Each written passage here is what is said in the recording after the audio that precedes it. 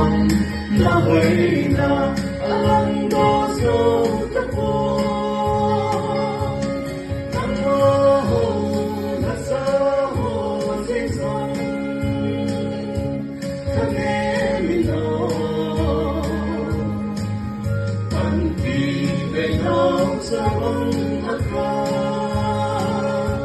Pagkain ay ng saon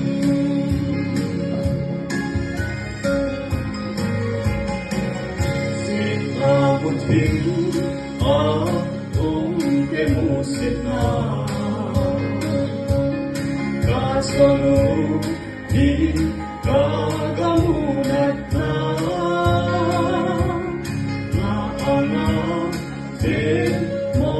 katsan mabin Ngayon gadam unang sa kiyon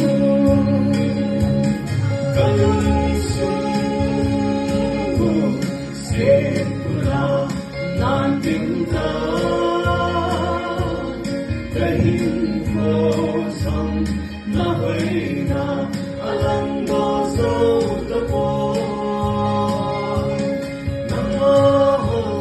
nasaho sisong Kanemino Pantibay ng sarang Pagkain ng saon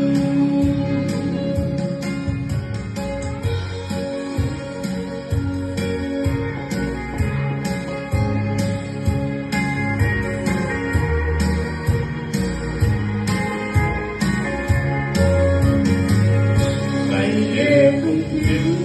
isip kumintumi Bakay mo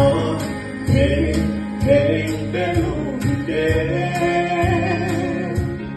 nung kisite ang ay lumin.